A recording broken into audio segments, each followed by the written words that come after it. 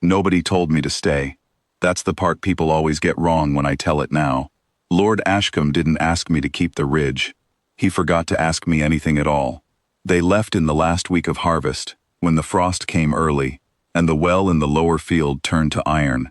3 wagons, then a 4th for the good linens, and by the time the 4th wagon's wheels had cleared the gate, nobody in that household remembered my name was Tam. I'd mucked their stables for 6 years. I knew the way each horse leaned into a brush, knew which boards in the hayloft would give if you put weight on them wrong. None of that weighed anything against a frost and a rumor that the frontier was finished. They called Hallow Ridge a dead holding on their way out the gate. I heard Lord Ashcombe say it himself, to his steward, like he was reading off a tally. Dead holding. Not worth the men to guard it. I stayed because somebody had to feed what animals were left, and because I had nowhere else that wanted me either. That's the whole of my reasoning, if you want it plain.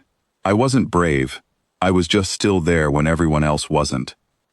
I found her 9 days after the wagons left, in the old grain silo that had gone to rot since the last good harvest before the frost. I'd gone in after rats, and came out having to sit down in the yard a while before my legs would hold me right. There were 4 of them in the silo, curled in a nest of straw and old sacking, and 3 had gone cold in the night. The 4th was alive, barely, a small copper-scaled thing no bigger than a barn cat, one wing folded wrong against her side, making a sound low in her throat that I still hear some nights. I did not know a single true thing about dragons then. I knew the stories same as anyone on that frontier, that somewhere past the high passes there were clans of them old as the mountains, that a wrong word near their nesting grounds could bring fire down on a whole valley. I knew to be afraid. I picked her up anyway, because she was making that sound, and because leaving something to die when it's small and cold in front of you takes a kind of hardness I never had in me. I fed her on goat's milk and crushed grain those first weeks, warmed a stone by the fire and wrapped it for her to lean against. She wouldn't take food from anyone's hand but mine, snapped once at the milking girl, who used to come up from the valley before I sent word I didn't need help anymore. I told the few travelers who passed through that I was keeping guard dogs, big ones. Nobody came close enough to ask what breed. I named her Wren, for no better reason than she made a small sound like one, high and searching, in that first month. It didn't fit her for long.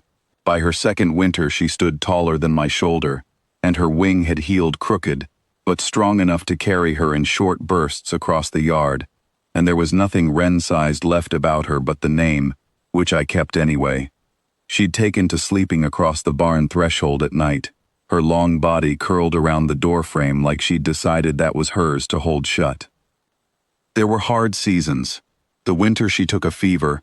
I didn't sleep 4 nights running, packing snow against her flank to bring the heat down, talking to her, the way you'd talk to anyone you were afraid of losing, mostly just saying her name.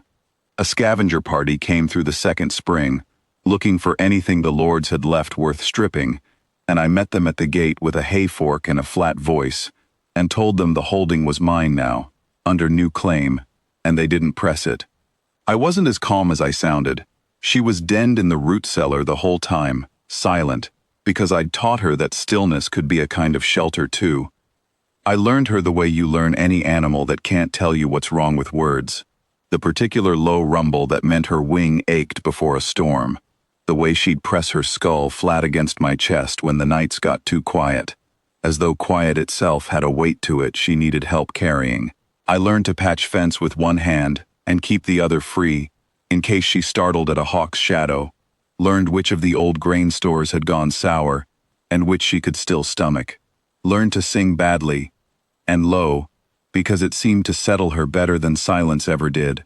None of it felt like raising something enormous. Most days it felt like keeping a barn running with one more mouth to feed, and I was too tired most nights to think past the next morning's chores. What I didn't understand, not for years, was that the ridge itself was being watched by something with a much longer memory than any scavenger party. I started seeing the marks in her third summer, scorch rings burned clean and perfect into high meadow grass, miles off, where no lightning had struck, and no fire had spread. Shapes circling at dusk far above the tree line, too far to say what they were, gone by the time I'd found my nerve to look twice. Wren grew restless on those evenings, standing at the yard's edge with her head lifted into the wind like she was catching a word I couldn't hear. I didn't know then that I was watching a search. I only knew the ridge felt less empty than it had, in a way that put a cold weight low in my stomach. They came at the start of her fourth autumn, out of a sky gone the color of a bruise. 5 of them, wingspans that blotted whole fields of light as they passed over. I've told this part before, and people always want it to be a battle. It wasn't. I remember the barn roof timbers groaning under wind that wasn't weather. I remember dropping to my knees in the yard from the sheer size of what was landing. Not from fear exactly, though there was plenty of that too. The lead one was old in a way I have no good word for. Scaled deep as a forge coal, eyes that took the whole yard in at once, and didn't waste time on the barn or the fields or me. They'd come for the silo. They'd come, I understood later, ready to burn a dead holding down to bedrock on the chance that something of theirs had been left there to rot, unclaimed, the way the lords had left everything else. Wren came out from the barn threshold before I could stop her, placed herself between me and the old one's shadow, and made a sound I'd never heard from her before. Not a hatchling's cry, something older, carrying. The great scaled head lowered until it was level with hers. A long stillness passed between them that I had no part of, and no right to interrupt, though I stood my ground beside her the whole time. Hayfork still in my hand like that would have counted for anything. What I learned after, in the slow days that followed while they stayed to see her fed, and looked at the crooked wing they said should have killed her, was that her clutch had carried the last living scent of a bloodline the Emberwake host had been searching 4 generations for, since a raid on their high nesting grounds had scattered eggs across 3 ranges and left the line for dead. They had searched every valley south of the passes. They had found silos burned to their footings, holdings picked clean, nothing. They had not expected, at the last dead-listed ridge on their map, to find her raised whole and strong by a man who'd never once asked what she was worth before deciding to keep her warm. The old one, I never did get anything I'd call a proper name from her, only a low sound in the chest that Wren answered to, turned that unreadable gaze on me before they left, and dipped her head, once, the way you'd acknowledge a debt too large to speak plainly. I didn't kneel. I didn't know how, and I don't think she wanted me to. She wanted, I think, only to have seen it. An ordinary man doing an ordinary kindness for 4 winters running, with no one watching and no one to thank him for it. Wren stayed through that winter, and the next. She goes now, most seasons, to the high ranges where her own kind keep their fires, and comes back down to Hallow Ridge when the frost turns the lower well to iron, same as it did the year I found her. The lords never did return to claim what they left. I don't think they know, even now, what was living on their dead, holding the whole time they were gone. I've stopped minding that they don't. What I know is simpler than any of it.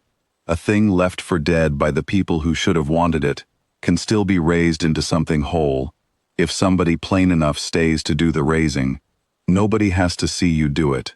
That was never the part that mattered.